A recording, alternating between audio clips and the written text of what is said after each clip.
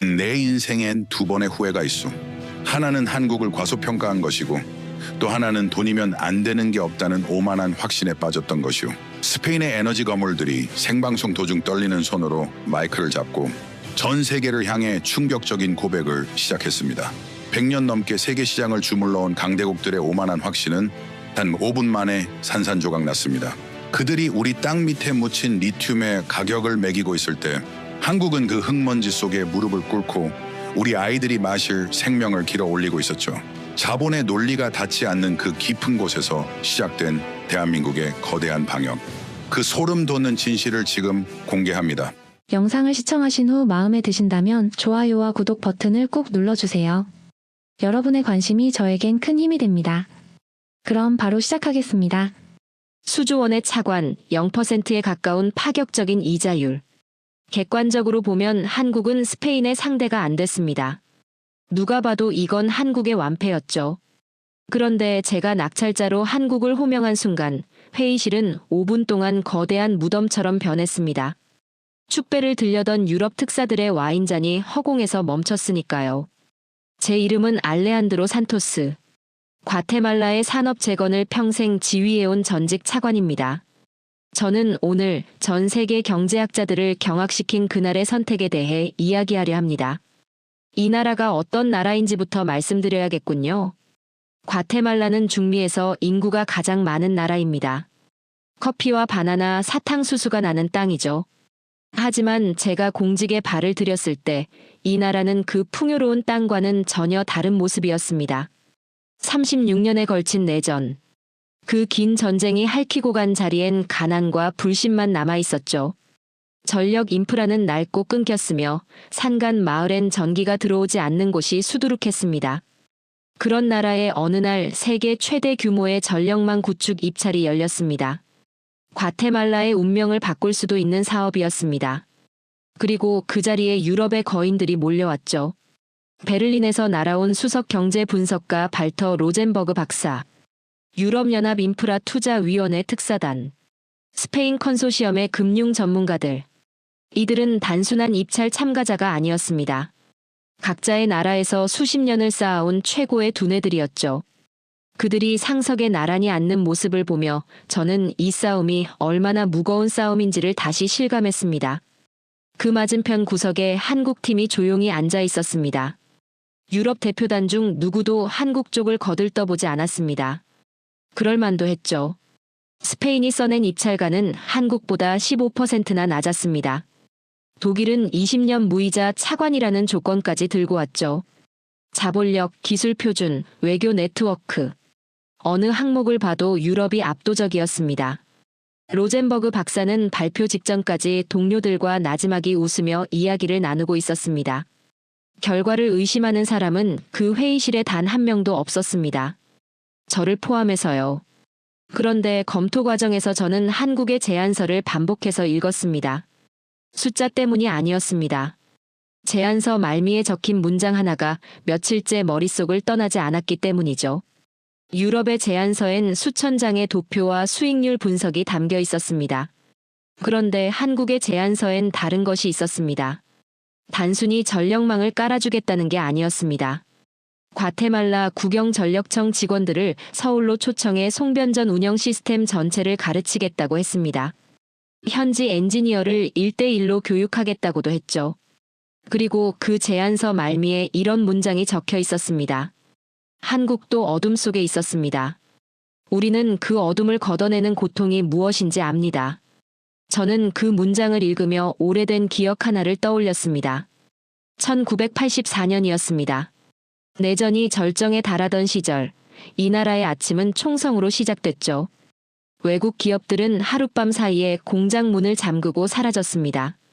리스크 관리라는 말 뒤에 숨어 아무도 뒤를 돌아보지 않았습니다. 그런데 도시 외곽산업단지 한 구석에서 믿기 어려운 광경이 펼쳐졌습니다. 전기가 끊긴 밤, 홀로 불을 밝히고 있는 공장이 있었습니다. 자가발전기를 돌리며 끝까지 남아있던 그 공장은 한국 봉제 공장이었습니다. 처음엔 이해가 안 됐습니다.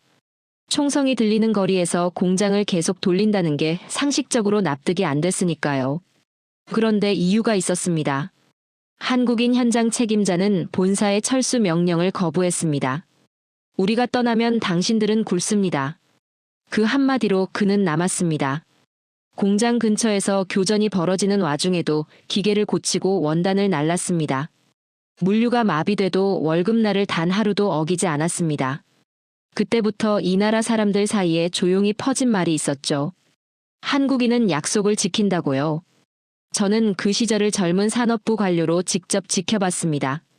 그 불빛을 눈으로 봤습니다. 수십 년이 흘렀습니다. 그 기억을 품은 채 저는 그날 회의실 상석에 앉아 있었죠. 한쪽엔 유럽의 방대한 제안서가, 다른 한쪽엔 한국의 그 문장이 있었습니다. 로젠버그 박사는 여전히 여유롭게 앉아 있었습니다. 한국 팀은 조용히 앞을 보고 있었죠. 저는 두 제안서를 마지막으로 한 번 더 봤습니다. 그리고 결정을 내렸습니다. 저는 마이크 앞에 섰습니다. 최종 파트너는 한국입니다. 5분간 아무 소리도 나지 않았습니다. 와인잔을 들려던 손이 그대로 굳었고 서류를 정리하던 손도 멈췄습니다. 로젠버그 박사의 얼굴이 굳는 게 보였습니다. 그가 자리에서 일어섰습니다. 말이 안 됩니다. 대체 한국의 무엇이 우리보다 낫다는 겁니까? 당신들의 계산기는 고장난 겁니까? 저는 그를 똑바로 봤습니다. 로젠버그 박사, 당신들의 제안서엔 완벽한 정답이 들어있었습니다. 하지만 한국인의 눈빛엔 우리가 40년 동안 잃어버렸던 내일이 들어있었죠. 당신의 계산기엔 기억이라는 변수가 빠져 있었습니다. 우리는 오늘 돈을 선택한 게 아닙니다. 우리 조국이 다시 숨 쉴 수 있는 심장을 선택한 겁니다. 로젠버그 박사는 더 이상 아무 말도 하지 않았습니다. 스페인 대표단도 브뤼셀에서 온 특사들도 마찬가지였죠. 그 회의실에 다시 침묵이 흘렀습니다. 이번엔 충격의 침묵이 아니었습니다. 무언가를 납득하는 침묵이었죠. 한국팀의 수석 엔지니어가 저를 향해 조용히 고개를 숙였습니다. 저는 그 모습을 보며 40년 전 그 불빛을 다시 떠올렸습니다. 총성이 울리던 밤, 혼자 환하게 빛나던 그 공장의 불빛을요. 그 불빛이 여기까지 왔구나. 그 생각이 들었습니다. 1984년이었습니다. 그 해가 왜 중요한지 지금부터 말씀드리겠습니다. 그 시절 과테말라시티가 어떤 곳이었는지 직접 겪어보지 않은 분들은 상상하기 어려우실 겁니다. 36년 내전이 절정에 달하던 시기였죠. 매일 아침 거리에 나서면 전날 밤 무슨 일이 있었는지를 눈으로 확인해야 했습니다. 폭발음은 이미 일상이었고 통행 금지가 풀리면 사람들은 고개를 숙인 채 빠르게 걸었죠. 눈을 마주치지 않는 게 이 도시의 불문율이었습니다. 아침에 집을 나서면서 저녁에 돌아올 수 있을지를 장담할 수 없던 시절이었죠. 그게 우리의 일상이었습니다. 이 나라의 노동자들이 얼마나 절박했는지도 말씀드려야겠습니다. 공장 일자리 하나가 가족 전체를 먹여 살리던 시절이었습니다. 남편이 전쟁터에 끌려가거나 실종된 가정이 수두룩했죠. 그 상황에서 여성들이 봉제 공장으로 나왔습니다. 아이들 밥을 먹이기 위해서였죠.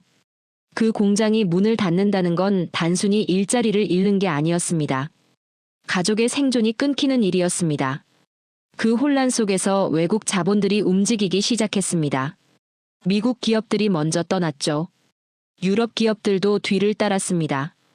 일본 기업들도 마찬가지였죠. 리스크 관리라는 말이 그들의 이탈을 정당화했습니다. 하룻밤 사이에 공장 문이 잠겼고 다음 날 아침이면 주차장에 차 한 대 남아있지 않았죠. 그 공장에서 일하던 노동자들은 출근했다가 잠긴 문 앞에서 발길을 돌려야 했습니다. 이유를 아는 사람도 없었고 설명해주는 사람도 없었죠. 그냥 버려진 겁니다. 연이은 공장 폐쇄 소식을 보고서로 받아 적으면서 이 나라의 산업 기반이 무너지는 걸 숫자로 확인하고 있었습니다. 막을 방법이 없었죠. 전쟁이 끝나지 않는 한 외국 자본이 돌아올 이유가 없었으니까요. 그 무력감이 어떤 건지 지금도 선명하게 기억합니다. 보고서를 쓰면서 손이 떨렸던 날도 있었습니다. 숫자 하나하나가 사람의 생계였으니까요.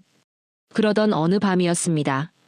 도시 전체가 단전으로 암흑에 잠겨 있었죠. 통행금지 시간이었고 거리는 텅 비어 있었습니다. 그런데 외곽산업단지 방향에서 불빛이 보였습니다. 희미하지 않았죠. 환하게 거침없이 빛나고 있었습니다. 처음엔 화재인가 싶었습니다. 그런데 불빛은 움직이지 않았죠. 흔들리지도 않았습니다.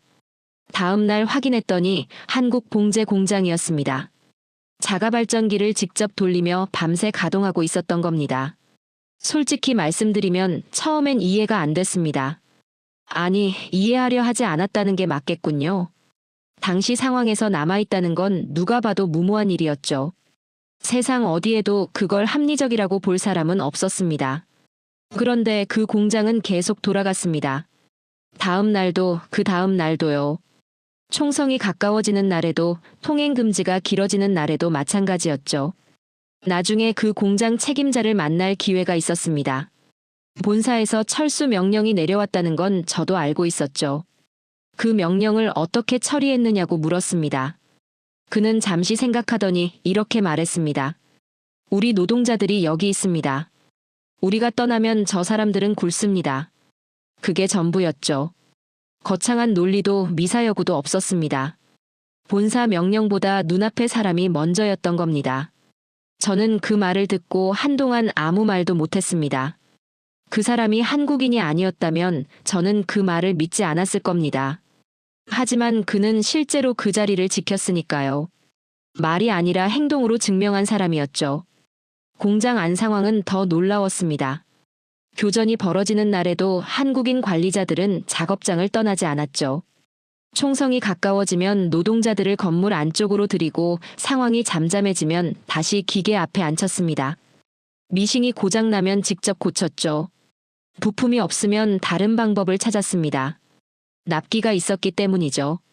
납기를 지켜야 노동자들에게 월급을 줄 수 있었으니까요. 그들에게 공장은 단순한 사업장이 아니었습니다. 노동자들의 생계가 걸린 약속의 공간이었죠. 월급 이야기를 빼놓을 수가 없습니다. 전쟁 중에는 물류가 마비되는 게 당연했죠. 돈이 제때 들어오지 않으면 월급이 밀리는 것도 당연하게 여기던 시절이었습니다. 그런데 그 한국 공장은 달랐죠. 지급일이 되면 반드시 현금이 나왔습니다. 물류가 막히면 다른 경로를 뚫었고 그것도 안 되면 직접 가져왔죠. 단 한 번도 어긴 적이 없었습니다. 이 나라는 오랫동안 약속이 지켜지지 않는 나라였습니다. 정부도 외국 기업도 원조단체도 결국엔 말과 행동이 달랐죠. 그런 땅에서 한 번도 약속을 어기지 않는 사람들이 나타난 겁니다. 그것도 전쟁 한복판에서요. 게다가 그들은 자국민도 아니었습니다. 자신들과 아무런 혈연도 역사도 없는 과테말라 노동자들을 위해 본사 명령을 거부하고 남은 사람들이었죠. 그게 얼마나 큰 충격이었는지 말로는 다 전하기가 어렵습니다. 한 가지를 더 말씀드리겠습니다. 그 한국인들이 이 나라에 처음 왔을 때 주변에서 이런 말들이 돌았습니다. 한국이 어딘가? 우리보다 잘 살지도 못한 나라 아닌가? 그건 틀린 말이 아니었습니다. 당시 한국도 가난한 나라였으니까요. 전쟁을 겪고 폐허에서 일어서던 나라였죠. 그런데 그 배경이 오히려 설명이 됐습니다. 그들은 가난이 무엇인지 알았습니다. 전쟁이 사람에게 무엇을 하는지 알았죠. 그래서 도망가지 않은 겁니다. 남의 이야기가 아니었으니까요. 저는 그 시절을 젊은 관료로 직접 지켜봤습니다. 그 불빛을 제 눈으로 봤죠. 그 책임자의 말을 제 귀로 들었습니다. 그래서 수십 년이 흘러 그 회의실에 앉았을 때 저는 흔들리지 않았습니다. 로젠버그 박사의 숫자가 틀린 게 아니었습니다. 그의 계산기에 입력되지 않은 변수가 있었던 거죠. 40년짜리 변수였습니다. 로젠버그 박사는 나중에 제게 이렇게 말했습니다. 그건 비합리적인 경영이었다고요. 리스크 계산이 안 된 결정이었다고요. 저는 그 말을 듣고 이렇게 답했습니다. 로젠버그 박사, 당신들은 위험이 오면 계산을 했지만 한국인들은 위험이 오면 장화를 조여맸습니다. 그들이 지킨 건 공장이 아니었습니다. 우리 과테말라 국민들의 생존 그 자체였단 말입니다. 박사는 아무 말도 하지 않았습니다. 할 말이 없었겠죠. 숫자로 설명되지 않는 일들이 있다는 걸 그는 그때도 인정하지 않으려 했으니까요. 하지만 저는 알고 있었습니다. 그 불빛이 이 나라 사람들에게 무엇을 심었는지를요. 공장 하나가 불을 밝힌 게 아니었습니다. 사람들의 마음속에 한국이라는 이름 석자가 새겨진 밤이었죠. 그 새김이 얼마나 깊었는지는 그 이후에 벌어진 일들이 증명합니다. 그 새김이 어디서 멈췄는지 아십니까? 멈추지 않았습니다. 전쟁이 끝난 뒤에도 한국이라는 이름은 이 나라에서 계속 깊어졌죠. 그 이야기를 지금부터 드리겠습니다. 전쟁이 끝났습니다. 36년 만이었죠. 평화협정이 체결되던 날, 과테말라 사람들은 거리로 나와 울었습니다. 기쁨의 눈물이었는지 허탈함의 눈물이었는지 저도 그날 정확히 구분하지 못했습니다. 그만큼 긴 전쟁이었으니까요. 전쟁이 끝나자 세계가 움직이기 시작했습니다. 유럽에서, 미국에서 원조 행렬이 밀려들었죠. 수조 원 규모의 인프라 패키지가 쏟아졌습니다. 댐이 지어졌고 병원이 세워졌습니다. 도로가 깔렸고 정부 청사가 올라갔죠. 완공식마다 사진이 찍혔고 보도자료가 뿌려졌습니다. 세계는 과테말라의 재건을 돕고 있다고 했습니다. 그런데 5년이 지나자 실상이 드러나기 시작했습니다. 유럽이 지어준 댐에 문제가 생겼죠. 핵심 부품 하나가 고장났는데 그걸 고칠 수 있는 사람이 이 나라에 단 한 명도 없었습니다. 설계 도면은 있었죠. 하지만 그 도면을 읽을 수 있는 기술자가 없었습니다. 유럽 측에 연락했더니 수리 비용 견적서가 날아왔습니다. 원조로 지어준 댐을 고치는데 또 돈을 내야 했던 겁니다. 병원도 마찬가지였죠. 최신 의료 장비가 들어왔지만 쓸 줄 아는 사람이 없었습니다. 결국 먼지만 쌓인 채 방치됐죠. 저는 그 광경을 보며 이런 생각을 했습니다. 이건 우리를 위한 원조가 아니구나. 그들의 체면을 위한 건물이구나. 그 시절 한국은 달랐습니다. 규모가 달랐던 게 아닙니다. 방식이 달랐죠. 한국은 공짜로 물자를 주지 않았습니다. 처음엔 솔직히 당황했습니다.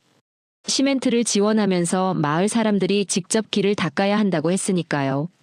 정부 예산의 절반을 우리가 직접 조달해야 한다고도 했죠. 주변에서 불만이 나왔습니다. 유럽은 다 공짜로 주는데 한국은 왜 이러느냐고요. 저도 처음엔 그 불만을 이해했죠. 그런데 시간이 지나면서 달라졌습니다. 내 손으로 닦은 길이었습니다. 내 예산이 들어간 건물이었죠. 마을 사람들이 그 길을 다르게 대했습니다. 패인 곳이 생기면 스스로 고쳤습니다. 누가 시키지 않아도요. 유럽이 지어준 건물은 망가지면 외국에 연락해야 했지만 우리 손으로 만든 건 우리가 고쳤죠. 그 차이가 어디서 나오는지 저는 그때 처음 이해했습니다. 주인의식이라는 게 그냥 생기는 게 아니었습니다. 땀이 들어가야 생기는 거였죠. 한국에서 온 행정 전문가들 이야기도 빼놓을 수 없습니다.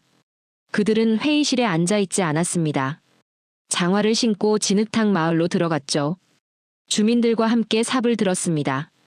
행정기록법을 가르치면서 직접 서류를 같이 작성했죠. 비가 쏟아지는 날에도 현장을 떠나지 않았습니다. 배수로를 파는 작업이 있으면 함께 팠죠. 저는 그 모습을 보면서 이 사람들이 대체 어떤 나라에서 왔는지가 궁금해졌습니다. 어느 날 그중 한 사람에게 물었습니다. 왜 이렇게까지 하느냐고요? 호텔 회의실에서 보고서를 써도 될 텐데 왜 진흙탕 속에 있느냐고요? 그는 잠깐 생각하더니 이렇게 말했습니다. 우리도 이렇게 배웠습니다. 현장에 없으면 아무것도 모르는 겁니다. 그리고 덧붙였죠. 우리나라도 전쟁 후에 이 길을 걸었습니다. 누군가 옆에서 함께 걸어줬기 때문에 우리가 일어섰죠. 저는 그 말을 듣고 한동안 그 자리에 서 있었습니다. 전쟁을 겪은 나라가 전쟁을 겪은 나라의 손을 잡은 겁니다. 그게 단순한 원조가 아니었던 이유가 거기 있었죠. 기술 이전 방식도 달랐습니다. 유럽은 전문가를 보내 시스템을 구축하고 떠났습니다. 한국은 봉제라인 반장들을 직접 한국으로 데려갔죠. 서울에서 부산에서 정밀기계 수리법을 배웠습니다. 공정 설계법을 배웠죠. 1대1로요. 6개월, 1년을 함께 지내며 기술을 익혔습니다. 그 사람들이 돌아왔을 때 달라져 있었죠. 기술만 배운 게 아니었습니다. 한국이라는 나라가 어떻게 일어섰는지를 눈으로 보고 온 사람들이었습니다. 맨손으로 산업을 일군 나라의 현장을 직접 밟고 온 거였죠. 그 사람들이 훗날 이 나라 제조업의 중추가 됐습니다.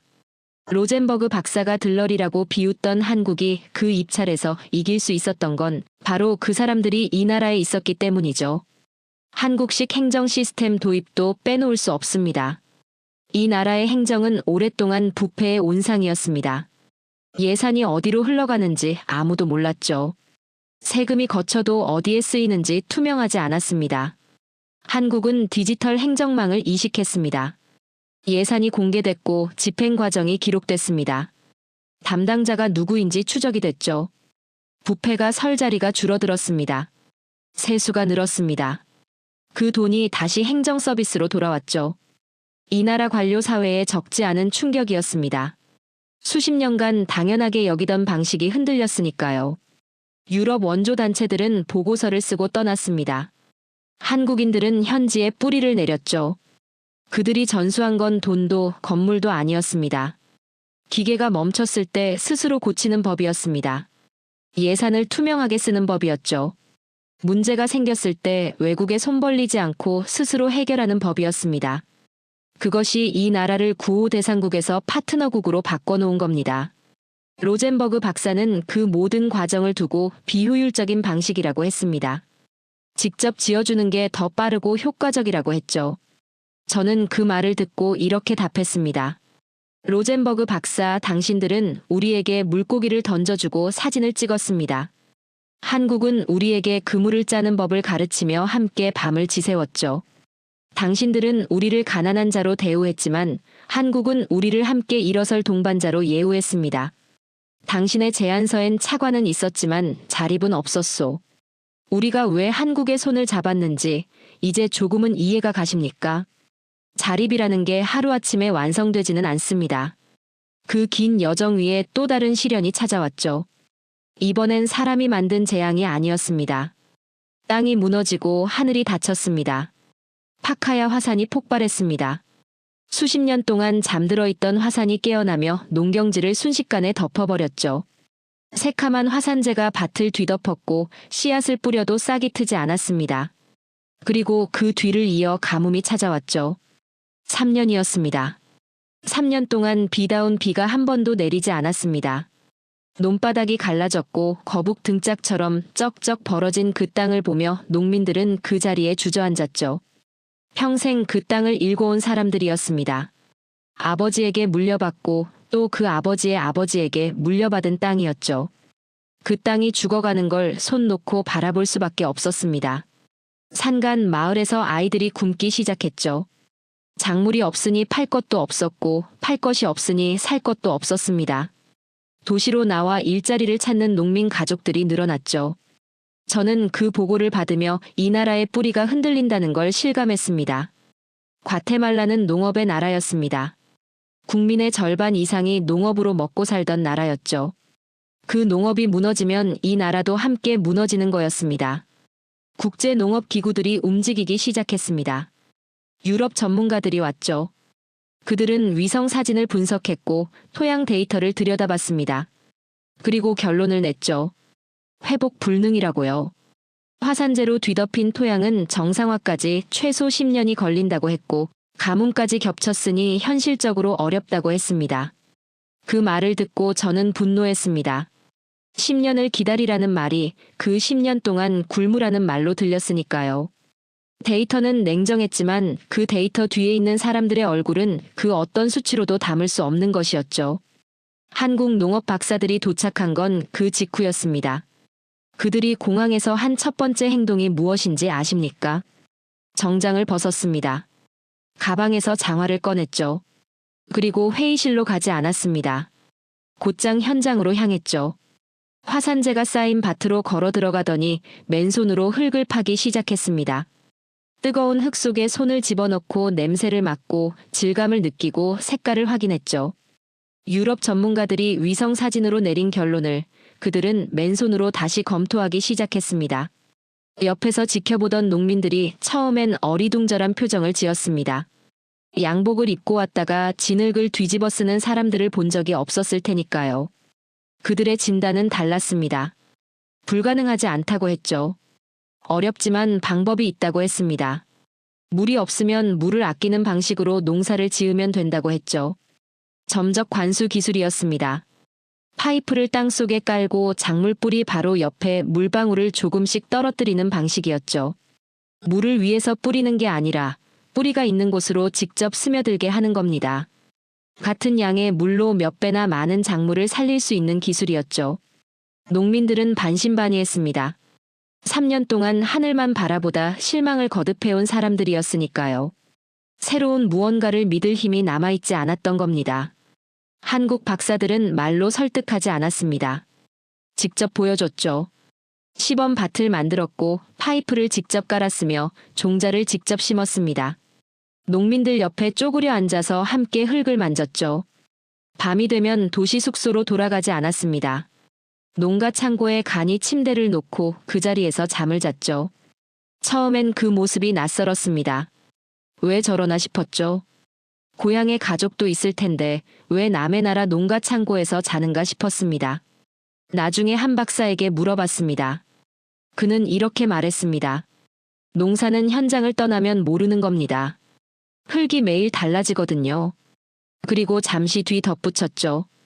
우리 아이들이 배고픈 건 못 참습니다. 저 아이들도 마찬가지 아닙니까? 저는 그 말을 듣고 한동안 아무 말도 하지 못했습니다. 종자 개량도 병행했습니다. 이 땅의 기후에 맞는 품종을 새로 만들어야 했으니까요. 기존 종자로는 화산재 토양에서 버티기 어려웠습니다. 한국 박사들은 낮에는 밭에 있었고 밤에는 연구를 이어갔죠. 현지 토양 성분을 분석하고 수분 보유력이 높은 품종을 찾아 교배했습니다. 그 과정이 몇 달이었죠. 지루하고 고된 작업이었습니다. 성과가 나올 때까지 몇 번이나 처음부터 다시 시작해야 했죠. 그런데 그들은 멈추지 않았습니다. 그 과정에서 한 박사가 개량 품종에 이름을 붙였습니다. 그 마을에서 가장 가난한 농민의 딸 이름이었죠. 마리아였습니다. 이유를 물었더니 이렇게 답했습니다. 이 아이가 어른이 됐을 때 이 땅이 살아있길 바라서입니다. 저는 그 말을 듣고 말문이 막혔죠. 기술자가 할 수 있는 말이 아니었습니다. 이 나라를 자기 나라처럼 여기는 사람만이 할 수 있는 말이었습니다. 첫 수확이 이루어지던 날을 지금도 기억합니다. 뙤약볕 아래 메말랐던 그 땅에서 옥수수 줄기가 올라왔죠. 이전보다 3배가 넘는 수확이었습니다. 채소도 마찬가지였죠. 농민들이 그 작물을 두 손으로 안았습니다. 말이 없었죠.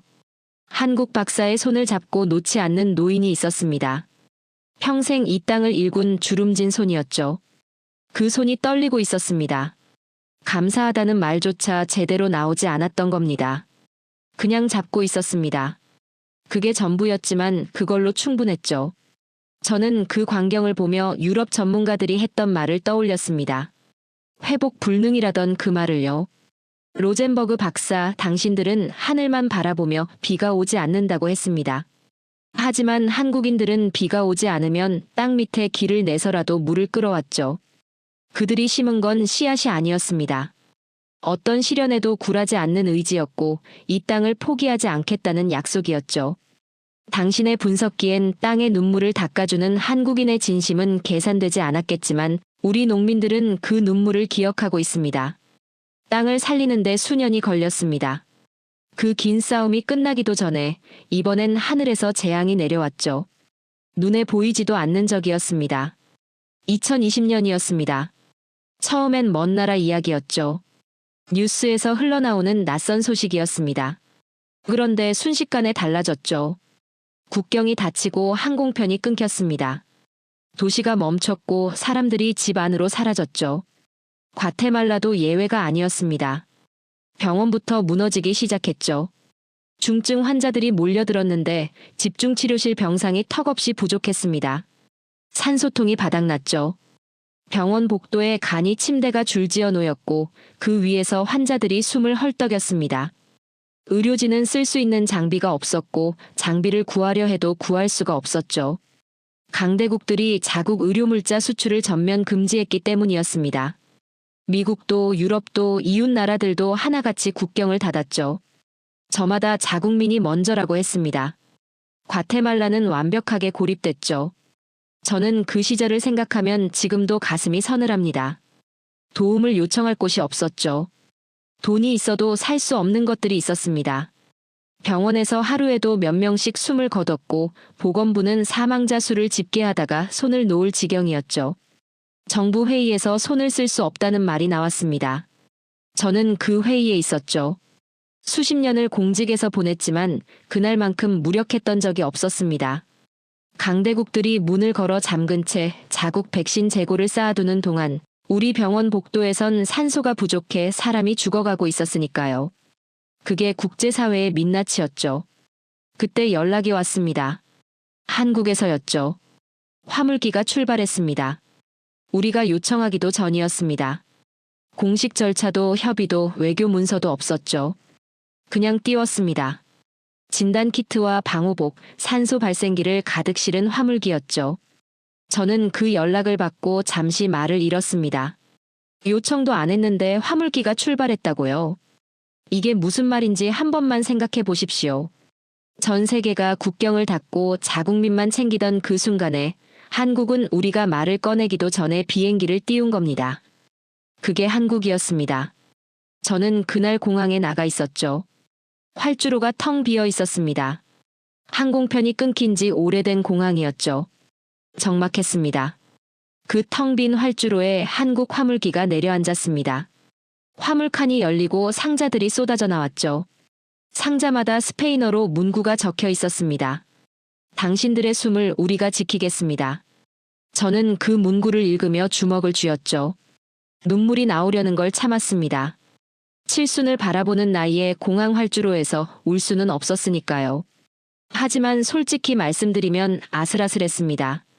물자만 온 게 아니었죠. 한국 의료진이 화상으로 연결됐습니다. 시차가 있었죠. 한국은 우리가 낮을 때 밤이었습니다. 그런데 그들은 새벽에 일어났죠.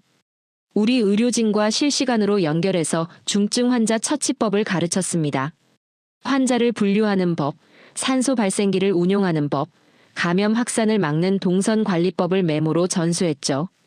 한국어와 스페인어가 뒤섞인 그 메모를 우리 의료진은 손에서 놓지 않았습니다. 단 한 명의 환자라도 더 살리기 위해서였죠. 한국 의료진도 마찬가지였습니다. 자기 나라 밤잠을 포기하면서 남의 나라 환자를 걱정했습니다. 세상 어디서 그런 나라를 찾을 수 있겠습니까?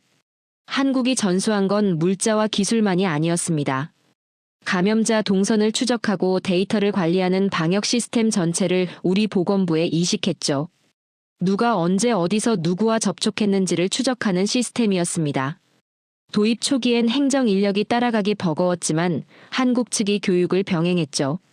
그 시스템이 작동하기 시작하면서 달라졌습니다. 무작위로 번지던 감염이 경로가 잡히기 시작했고 방역 자원을 어디에 집중해야 할지 보이기 시작했죠. 결국 과테말라는 중남미에서 인구 대비 사망률이 가장 낮은 나라 가운데 하나가 됐습니다. 주변국들이 어떻게 그게 가능했느냐고 물었을 때 우리 보건부 장관이 짧게 답했죠. 우리에겐 40년 된 형제가 있습니다. 그 말이 중남미 외교가에 퍼졌습니다. 각국 대사들이 과테말라 대사관에 연락을 해왔죠. 어떻게 하면 한국과 그런 관계를 맺을 수 있느냐고요. 저는 그 이야기를 전해 듣고 혼자 웃었습니다. 40년이 걸린 관계를 하루아침에 만들 수는 없다고요. 그 와중에 한국 정부 관계자가 건넨 말이 있었습니다.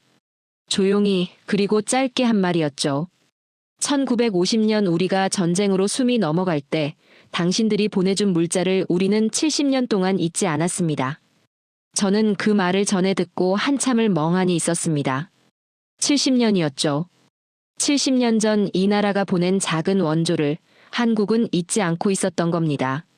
저는 그 말을 들으며 오래전 돌아가신 아버지를 생각했습니다. 그 시절 과테말라가 보낸 원조에 어떤 마음이 담겨 있었는지 그걸 받은 사람들이 70년 뒤에도 기억하고 있다는 사실을요. 씨를 뿌린 사람은 수확을 보지 못할 수도 있습니다.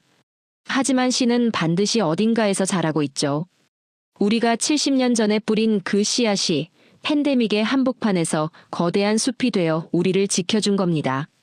현지의 한국인 의사들 이야기도 빼놓을 수 없습니다. 대형 병원만이 아니었죠.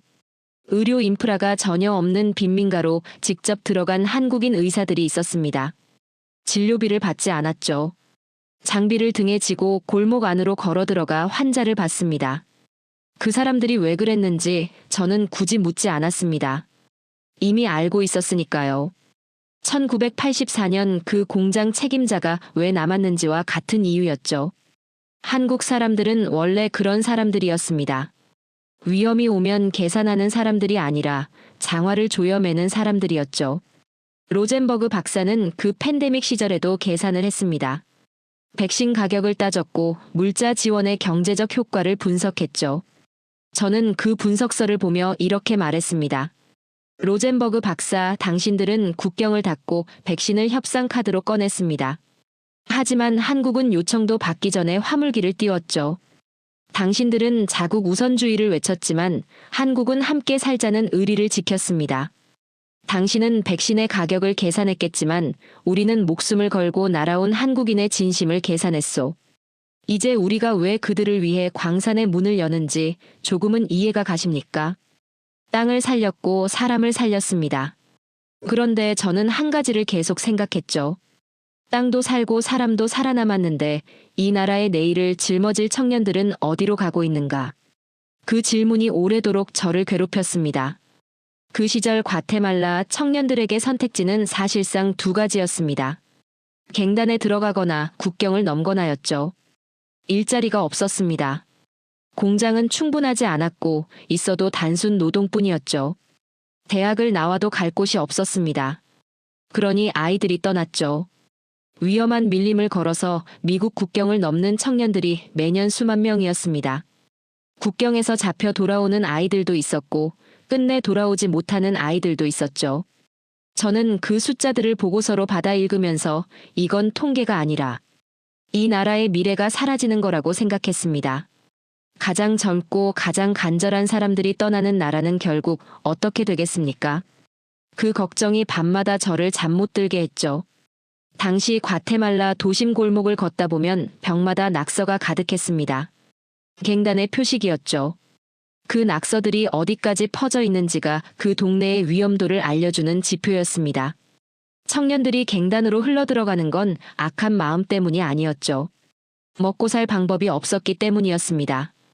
그 현실을 알면서도 막을 방법이 없었죠. 일자리를 만들어내는 건 정책 몇 가지로 해결되는 문제가 아니었으니까요. 저는 그 무력감을 공직 생활 내내 안고 살았습니다. 한국이 연수 프로그램을 제안해온 건 그 무렵이었습니다. 그런데 선발 방식이 특이했죠. 스펙을 보지 않겠다고 했습니다. 학점도 출신 학교도 집안 배경도 필요 없다고 했죠. 가장 가난하지만 가장 간절한 아이들을 보내달라고 했습니다. 저는 그 말을 듣고 잠시 멈췄죠. 가장 가난하지만 가장 간절한 아이들이라고요. 그게 기준이라고요. 보통 해외 연수 프로그램이라고 하면 성적 우수자를 뽑고 영어 점수를 따지고 부모의 직업을 확인하는 게 일반적이었습니다. 그런데 한국은 정반대였죠. 한국 담당자가 덧붙인 말이 있었습니다. 어디서 왔는지는 중요하지 않습니다. 우리가 세계 최고의 엔지니어로 만들겠습니다. 저는 그 말을 듣고 한국이 왜 그런 기준을 세웠는지 생각했습니다. 가난한 나라에서 출발해 기술로 일어선 나라였기 때문이겠죠. 배경이 아니라 의지가 사람을 만든다는 걸 그들은 자기 나라 역사로 이미 증명했으니까요. 선발된 청년들이 한국으로 떠났습니다. 100명이었죠. 그 아이들 중에는 미국 국경을 넘으려다 강제 송환된 아이도 있었고 갱단과 연을 끊고 새 출발을 원하던 아이도 있었습니다. 형편이 어려운 아이들이었고 내세울 스펙이 없는 아이들이었죠. 저는 그 아이들을 공항에서 배웅했습니다. 솔직히 반신반의했죠. 한국이 약속한 대로 될까 싶었습니다. 저 아이들이 첨단 기술을 배울 수 있을까 싶기도 했죠. 주변에서도 회의적인 시각이 많았습니다. 가난한 아이들을 데려다 놓으면 뭐가 달라지겠느냐고요. 그런데 6개월 뒤 돌아온 아이들을 보고 저는 그 의구심을 완전히 거뒀습니다. 눈빛이 달라져 있었죠. 떠날 때의 그 불안하고 어두운 눈이 아니었습니다. 단단했죠. 무언가를 확신하는 눈이었습니다. 그 아이들이 한국에서 무엇을 배웠는지 들어봤죠. 코딩을 배웠다고 했습니다. 시스템 설계를 배웠다고 했죠. 그런데 그것만이 아니었습니다. 한국의 스타트업 현장에서 일하면서 실패해도 다시 일어서는 문화를 몸으로 배웠다고 했습니다. 밤을 새워 만든 것이 망해도 다음날 다시 시작하는 사람들을 봤다고 했죠. 그게 충격이었다고 했습니다. 과테말라에서는 한 번 실패하면 끝이었거든요. 다시 기회가 오지 않는다는 걸 당연하게 여기며 자란 아이들이었습니다. 그런데 한국에서는 실패를 경험으로 쌓는 사람들을 봤다고 했죠. 넘어져도 일어나는 게 이상한 일이 아닌 나라를 처음 본 겁니다. 그 경험이 아이들을 바꿔놓았죠. 돌아온 청년들이 바로 움직이기 시작했습니다. 농민들이 기상 정보를 실시간으로 받아볼 수 있는 앱을 만들었죠. 시장 상인들이 스마트폰으로 결제를 받을 수 있는 시스템을 개발했습니다. 정부 행정 서비스를 디지털로 연결하는 플랫폼도 만들었죠. 자기 나라 문제를 자기가 배운 기술로 풀기 시작한 겁니다. 그 아이들 사이에서 말이 퍼졌습니다. 우리는 이제 미국으로 도망치지 않습니다. 우리가 이 나라를 바꿀 겁니다. 그 말이 언론을 탔고 과테말라 전역으로 퍼졌죠. 저는 그 기사를 읽으며 한참을 가만히 있었습니다. 불과 몇 년 전만 해도 국경을 넘으려 했던 아이들이었습니다. 그 아이들의 입에서 나온 말이었죠. 한국 기업들이 현지에 공동 연구소를 짓기 시작했습니다. 현지 청년들을 우선 채용하는 조건이었죠. 기술을 주고 떠나는 게 아니라 함께 만들어가는 생태계를 구축한 겁니다. 그 연구소 앞을 지나다 보면 늦은 밤에도 불이 켜져 있었습니다. 1984년 내전 중에 혼자 불을 밝히던 한국 공장이 떠올랐죠. 그때 그 불빛이 이 나라 사람들에게 무언가를 심었던 것처럼 이 불빛도 다음 세대에게 무언가를 심고 있다는 생각이 들었습니다. 그 연구소에서 일하는 청년들의 얼굴을 보면 예전에 그 어둡고 지친 표정이 없었습니다. 자기가 하는 일이 무엇인지 아는 사람들의 얼굴이었죠. 로젠버그 박사는 이 모든 걸 보면서도 여전히 회의적이었습니다. 빈민가 출신 청년들이 IT 산업을 이끌 수 있겠느냐고 했죠. 숫자로 보면 아직 미미하다고 했습니다. 저는 그 말을 듣고 이렇게 답했습니다. 로젠버그 박사, 당신들은 우리 청년들에게 미국으로 가는 비자를 줬습니다. 하지만 한국은 이 나라를 바꿀 수 있다는 기술과 자신감을 줬죠. 당신들은 우리 인재를 자원으로 봤지만 한국은 그들을 나라를 세울 기둥으로 대우했습니다. 당신의 분석서엔 우리 청년들의 바뀐 눈빛은 기록되지 않았겠지만 그 눈빛이야말로 우리가 한국을 선택한 가장 확실한 이유였소. 이제 우리의 다음 세대가 누구의 손을 잡고 달릴지 보이십니까? 청년들이 바뀌었습니다. 그런데 이 나라를 진짜로 바꾸려면 청년들의 눈빛만으로는 부족했죠. 돈이 필요했습니다. 자원이 필요했죠. 그리고 그 자원이 이 땅 밑에 잠들어 있었습니다. 과테말라 산맥 깊은 곳에서 거대한 광맥이 발견됐습니다. 리튬이었죠. 전 세계가 전기차 시대로 달려가던 그 시점에 이 나라 땅 밑에서 하얀 석유가 나온 겁니다. 희토류도 함께였습니다. 전문가들은 그 규모를 보고 경악했죠. 단순한 광산이 아니었습니다. 전 세계 배터리 산업의 판도를 바꿀 수 있는 매장량이었죠. 이 발견이 축복인지 저주인지 저는 처음에 확신하지 못했습니다.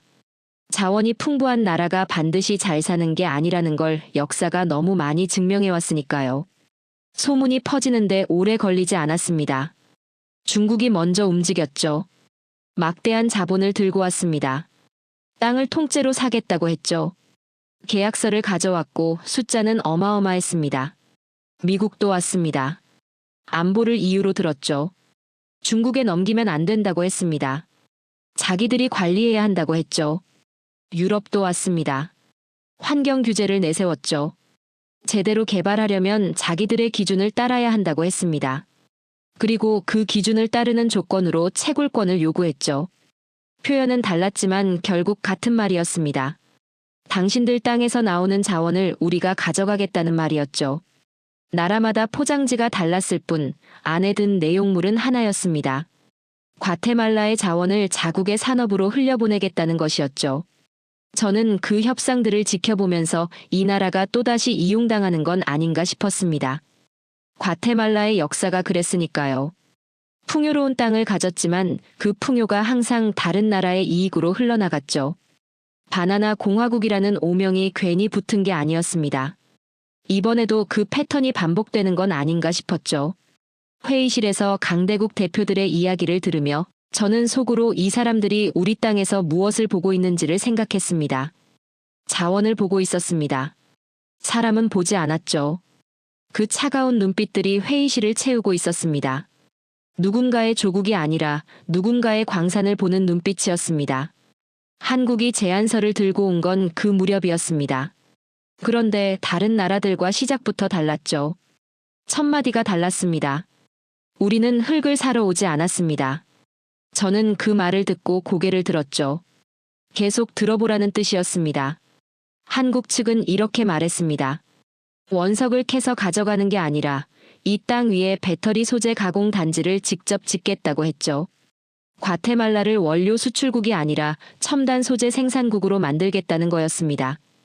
채굴에서 실어가는 게 아니라 이 땅에서 완성품에 가까운 소재를 만들어내는 공장을 세우겠다는 거였죠. 그 공장에서 일하는 사람들은 과테말라 사람들이 되는 거였습니다. 저는 그 제안을 듣고 잠시 말이 없었습니다. 다른 나라들이 채굴권을 달라고 할 때 한국은 공장을 짓겠다고 했으니까요. 그 차이가 어느 정도인지 아십니까? 채굴권은 자원을 팔아넘기는 겁니다. 공장은 자원을 바탕으로 산업을 만드는 거죠. 하나는 땅을 파내는 거고 하나는 나라를 세우는 겁니다. 그 차이가 그 회의실에서 가장 선명하게 보였습니다.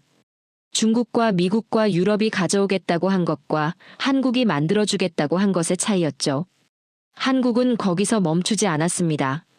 한 걸음을 더 나아갔죠. 과테말라에서 가공된 소재가 한국의 우주 발사체와 위성 산업의 핵심 부품이 될 것이라고 했습니다. 이 땅에서 나온 광물이 우주로 향하는 한국 발사체에 실린다는 거였죠. 평생 흙먼지 속에서 곡괭이를 들던 광산 노동자들이 그 말을 전해 들었을 때 어떤 표정을 지었는지 아십니까? 멍했습니다. 그리고 조용히 울었죠. 자기 손으로 캔 광석이 우주로 날아간다는 게 무슨 말인지 처음엔 이해도 못했을 겁니다.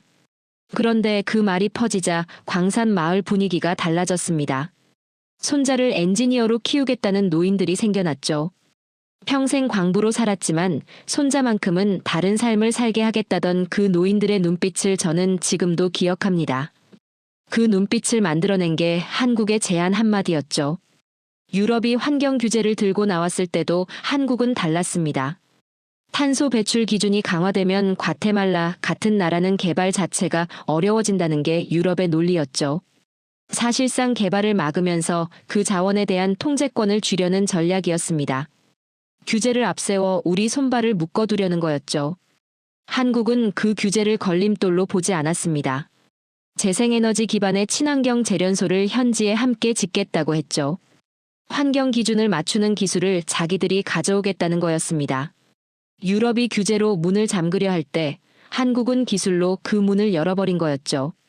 전 세계 투자자들이 그 장면을 보고 경악했습니다. 협상 테이블에서 저런 카드가 나올 수 있다는 걸 아무도 예상하지 못했으니까요. 로젠버그 박사도 그 순간만큼은 말을 잃었습니다. 자기가 가져온 무기가 무력화되는 걸 눈앞에서 봤으니까요. 최종 결정을 앞둔 날 밤 저는 오래 생각했습니다. 중국의 자본은 압도적이었죠. 미국의 정치적 영향력도 무시할 수 없었습니다. 유럽의 기술 표준도 현실적인 선택지였죠. 숫자만 놓고 보면 어느 쪽을 선택해도 나름의 논리가 있었습니다. 그런데 저는 그 밤에 숫자를 보지 않았습니다. 40년을 떠올렸죠. 1984년 그 불빛을 떠올렸습니다. 전쟁 중에도 남아서 약속을 지킨 사람들을요. 농가 창고에서 잠을 자며 종자를 개량한 박사들을요. 요청도 받기 전에 화물기를 띄운 나라를요. 그 40년이 저에게 말하고 있었습니다. 숫자는 언제든 바뀌지만 40년은 바뀌지 않는다고요. 저는 한국의 손을 잡았습니다. 로젠버그 박사가 그 결정을 듣고 또 따져들었습니다. 경제적으로 최선의 선택이 아니라고 했죠. 저는 그 말을 듣고 이렇게 답했습니다. 로젠버그 박사, 당신들은 우리 땅 밑에 묻힌 돌덩이를 봤습니다. 하지만 한국은 우리 청년들이 직접 가공해 우주로 쏘아 올릴 미래의 심장을 봤죠. 당신들은 우리를 공급처로 봤지만 한국은 우리를 우주시대의 전우로 봤습니다. 당신의 계산기엔 함께 성장하자는 한국인의 철학은 입력되지 않았겠지만 그 철학이 지금 전 세계 공급망을 다시 짜고 있다는 사실이 보이지 않으십니까? 우리의 광물이 한국의 날개를 달고 달로 향하는 날이 옵니다. 그 장관을 당신들의 계산기가 막을 수 있겠소. 저는 지금 이 자리에서 지난 40년을 돌아보고 있습니다. 내전의 총성 속에서 혼자 불을 밝히던 공장. 가뭄으로 갈라진 땅에 무릎을 꿇고 흙을 만지던 박사들. 요청도 받기 전에 날아온 화물기. 빈민가 청년들을 세계 최고의 엔지니어로 만들겠다던 약속. 이 모든 것이 하나의 선으로 이어집니다. 한국이라는 이름의 선으로요. 그 선이 얼마나 길고 깊은지 저는 40년을 살면서 조금씩 깨달아왔습니다. 그리고 오늘 그 선의 끝에 서 있습니다. 낙찰 결과가 발표된 다음 날 로젠버그 박사가 다시 찾아왔습니다. 이번엔 혼자였죠. 어제의 격앙된 모습이 아니었습니다. 지쳐 보였고 무언가를 납득하려 애쓰는 표정이었죠. 그는 자리에 앉더니 이렇게 말했습니다. 산토스 차관, 나는 25년 동안 이런 결정을 분석해왔습니다. 하지만 당신의 결정은 내 어떤 모델로도 설명이 안 됩니다. 저는 그 말을 듣고 잠시 생각했습니다. 그리고 이렇게 답했죠. 박사, 그게 바로 당신들의 모델에 문제가 있다는 증거 아닙니까? 로젠버그 박사는 아무 말도 하지 않았습니다. 저는 계속했습니다. 당신들이 가져온 건 숫자였습니다. 완벽한 숫자였죠. 이자율, 차관 규모, 수익성 분석. 어느 항목 하나 흠잡을 데가 없었습니다. 그런데 그 숫자들 어디에도 이 나라 사람들의 이야기는 없었습니다. 우리가 얼마나 오랫동안 버텨왔는지, 무엇을 잃었는지, 무엇을 원하는지. 그건 당신들의 계산기에 입력할 수 있는 값이 아니었으니까요. 그래서 당신들은 틀린 겁니다. 숫자가 틀린 게 아니라 무엇을 계산해야 하는지를 몰랐던 거죠. 경제학을 공부한 사람이 경제의 주인공인 사람을 빠뜨리는 건 지도를 그리면서 땅을 빠뜨리는 것과 같습니다. 당신들의 제안서는 그런 지도였습니다. 유럽이 이 나라에 원조를 해준 건 사실입니다. 부정하지 않습니다. 하지만 그 원조가 어떤 방식이었는지는 분명히 말해야겠습니다. 당신들은 항상 우리를 가난한 이웃으로 봤습니다. 도움을 받아야 하는 대상으로 봤죠. 그 시선이 원조의 방식에 고스란히 담겨 있었습니다. 화려한 건물을 지어주고 사진을 찍었습니다. 관리 기술은 주지 않았죠. 물고기를 던져주고 칭찬을 들으려 했습니다. 그물을 짜는 법은 가르쳐주지 않았죠. 우리는 한 번도 당신들 앞에서 동등한 존재였던 적이 없었습니다. 그 불평등한 시선이 수십 년 동안 이 나라 사람들의 자존심을 갉아먹었습니다.